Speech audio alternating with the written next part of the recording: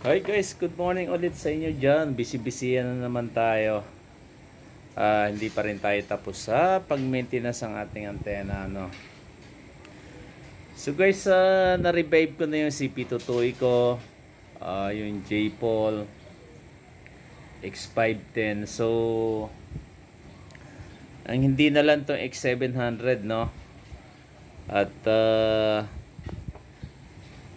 hinihintay pa namin yung sa fiberglass. I-repair namin eh. So habang hinihintay namin ayan yung mga fiberglass ko. So natanggal ko na yung yung mga rod niya, no. Lilinisin natin to. Okay pa naman siya, no. Hindi pa naman siya ganun kaitim yung mga rod kumpara doon sa mga rod ng aking X510. So guys, ito yung pinakapuno ng sa X700. Ang laki oh. So pagkikintabi natin siya, no. Ito, ayan oh. Yung loading coil. May capacitor din pala to. Ilan ba yung bali ng capacitor nito? Ang liit eh oh. So try nating pakintabin, no. Doon sa X510 ko, maitim na kasi yung rod niya. Kaya ginamitan ko ng pinong sandpaper.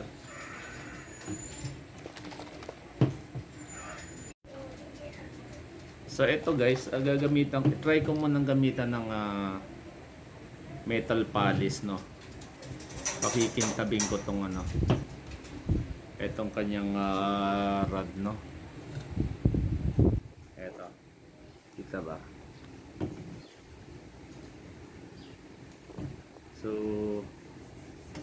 papalis natin siya, pakikintabi natin. So parang pwede naman, no.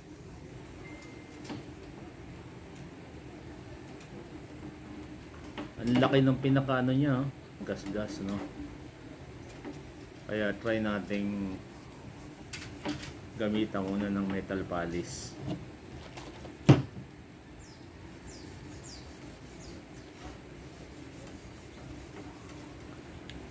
Pero kung sa akin okay na naman sigurong gamitan din to ng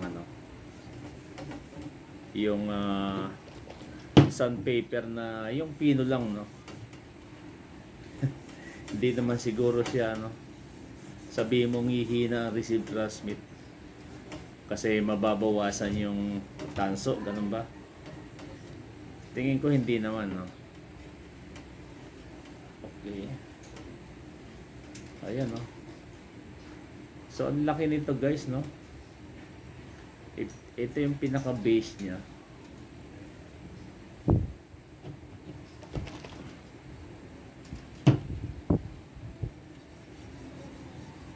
So kumikintab naman siya, no.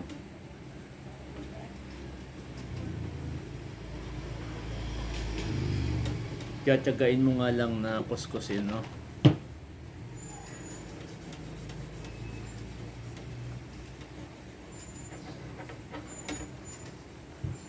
So tiyagain natin to ng metal polish, guys. Hindi ko gagamitan to ng sandpaper. Tiyagain ko na lang na kuskusin to ng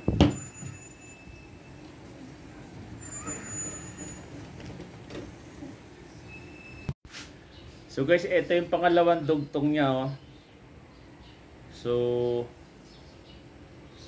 okay siya, wala siyang damage. Yung pangalawang dugtong malaki rin eh, no. Ayan, no, halos kasintaba na ng puno ng X510.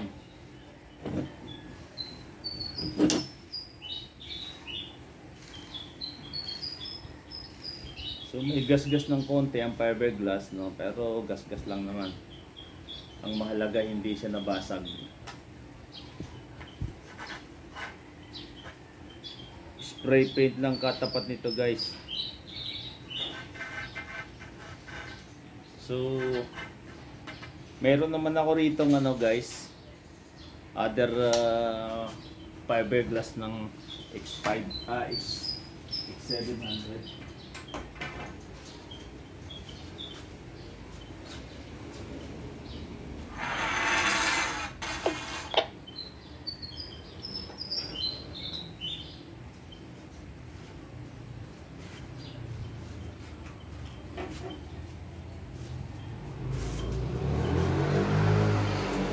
So guys, ito yung isang base ko na X700, no. Ayan. So buo to. Spare natin to, no. Okay. Kaya dalawa yung ating X700. Sana ma-revive natin yung isa.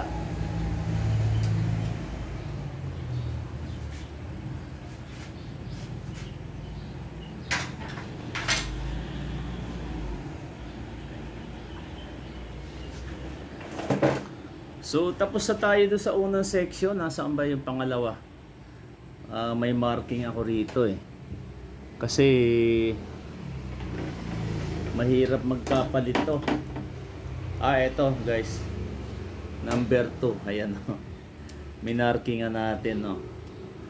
Number 2. Ba, mahirap na. Mahirap nang magkapalit to, no? Kaya pag nag-maintenance kayo ng ano nyo, mga fiberglass, lagyan nyo rin ang marking. So konting punas lang ng ano to, metal polish. At kikintab na siya, no.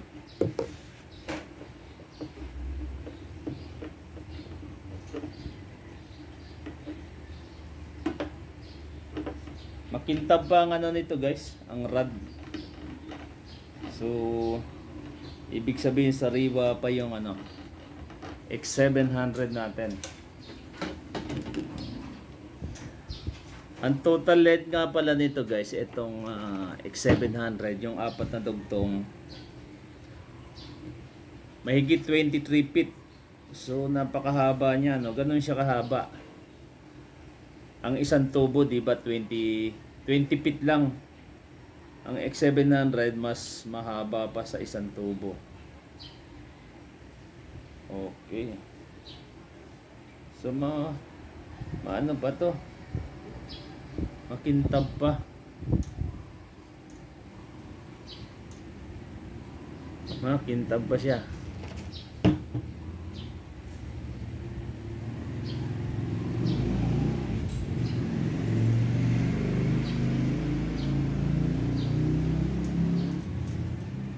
Guys, recommend nitong X700 or other fiberglass. I-maintenance nyo at least every 2 years siguro.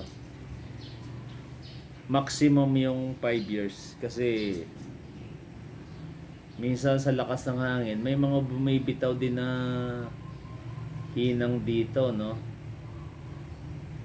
Kagaya no sa ano natin, X510.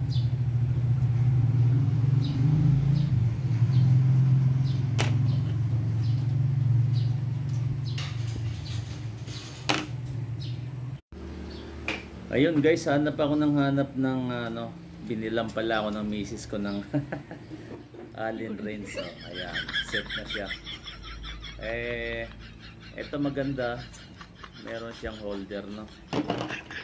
Ayan. Shoutout sa misis ko. So, kasama sa check-in nyo dito guys,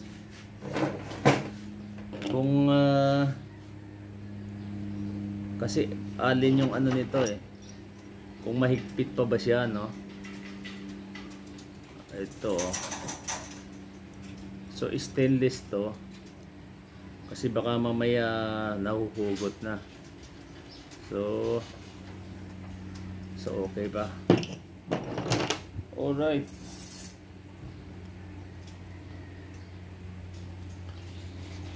So makinis pa to.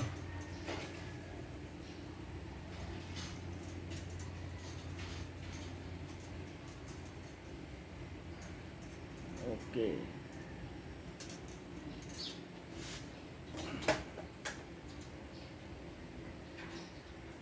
So, okay pa ang kanyang mga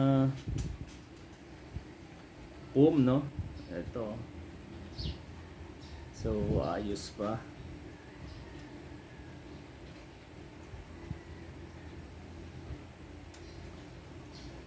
Ito ang sekreto rito malupit eh. Pampalakas pag makintab na makintab.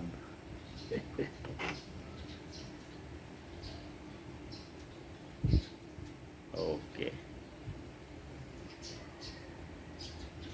Dalawang klase yung tanso niya guys. Oh. May kulay pula. Pansin ko rito yung mga parang coil niya. Parang pula, no? And then kulay yellow yung ano. Yung mga rod. Eto, tingnan mo, may coil na naman, no? So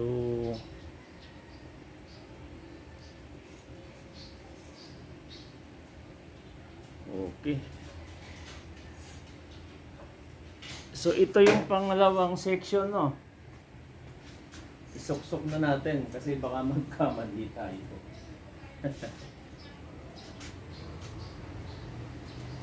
So ito yung pangalawa guys. Ayan. Para nakaabang na siya, no? Alright.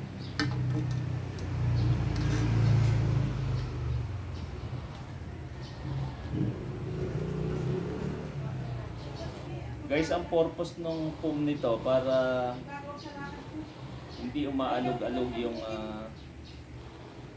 antena nyo. Ayan. Okay, andito na yung pangalawa, no?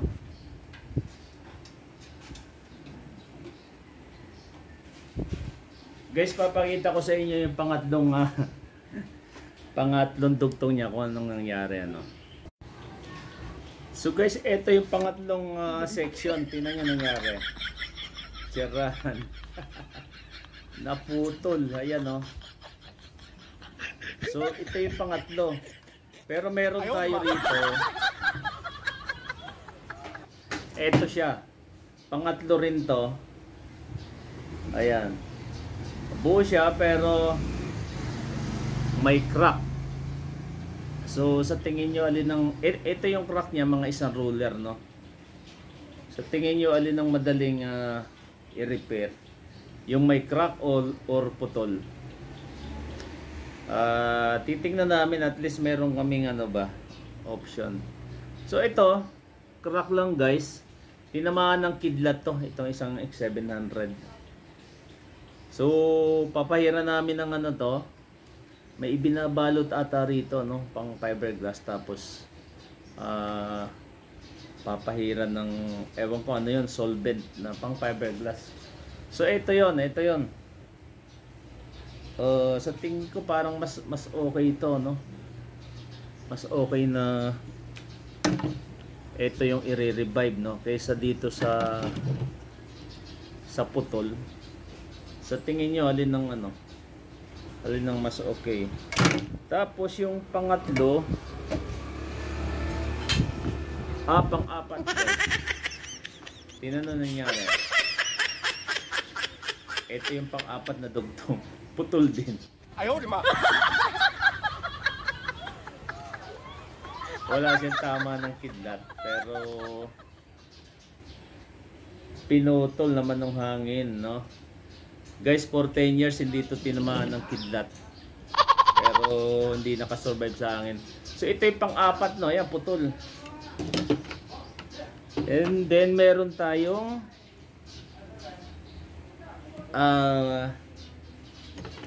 Ayaw, di ma. ito yung tinamaan ng kidlat, to. May crack din, pero hindi siya putol, no? Tapos ayan, may konting butas. Sa tingin nyo, alin ang mas okay? Actually, tatlo yung ko dito. Yung pangdulo, no? Ito yung isa. Ayan. may damage din dito. Ito yung unang X700 natin na tinamaan ng kidlat. Tapos putol siya. So sa tingin ko mas okay tong ito buo pa eh. May marirevive ba to? Makakabuo pa tayo ng ano, isang X700. Guys, itong malupit dito, no?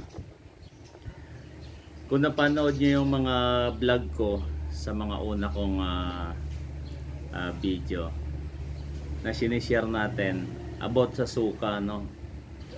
So disclaimer lang, no? Sinasabi palagi natin na discretion nyo kung maniniwala kayo o hindi. Pero sa akin, tested ko na yung suka. Maniniwala ba kayo yung suka na inilagay ko?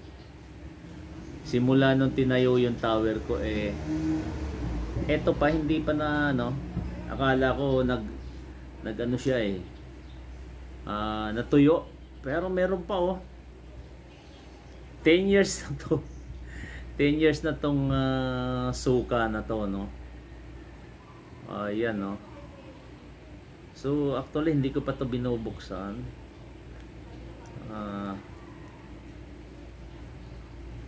Ayan, no? Amoy suka pa nga, oh. Ayan, ang galing, oh. Hindi siya nabasag, no? Oh.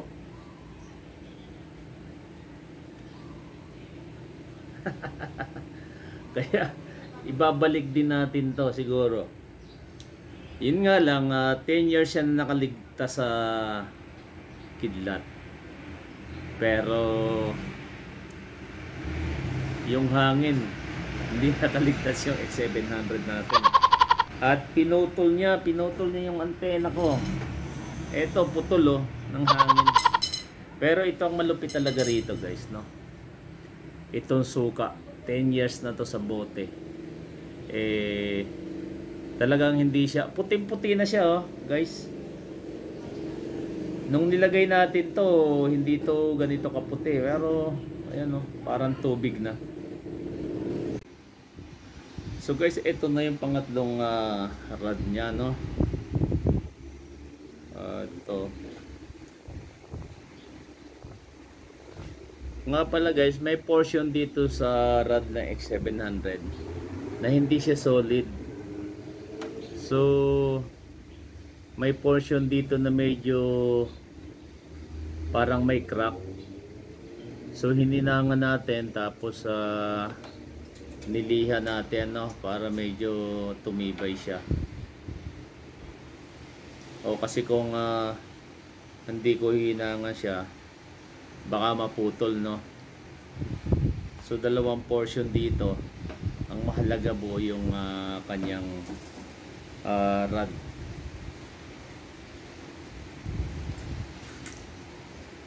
So ito pala yung rod, no? Yung fiberglass, guys.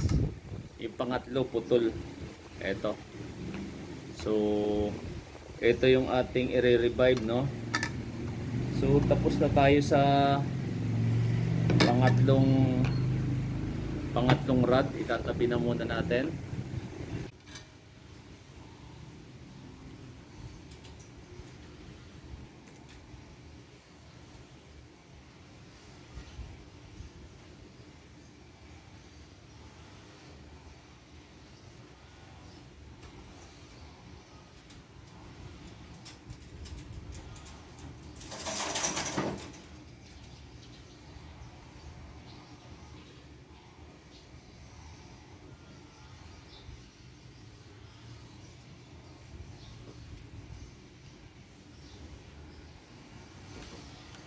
Okay, mukhang okay na to.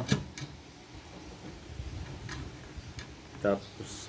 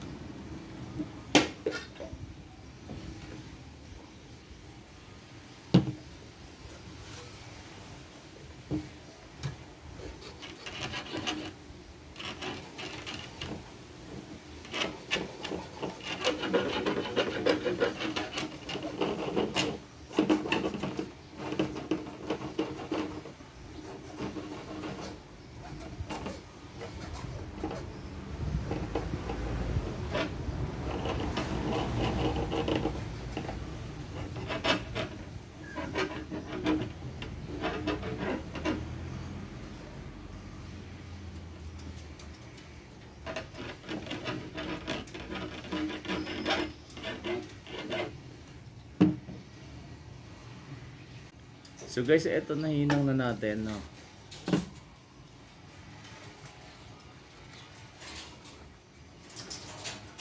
So hindi nakita yung kanyang crack, no.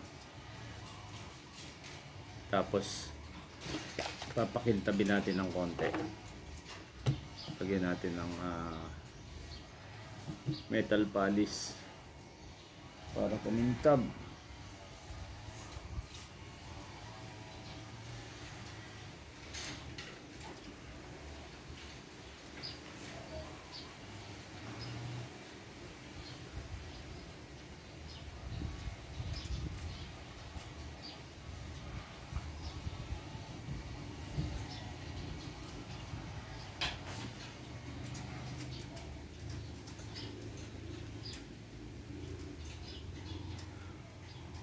So guys, okay na itong mga rod nito, no. Na-repair na natin yung may crack, no. So ano na lang kulang, yung fiberglass na lang.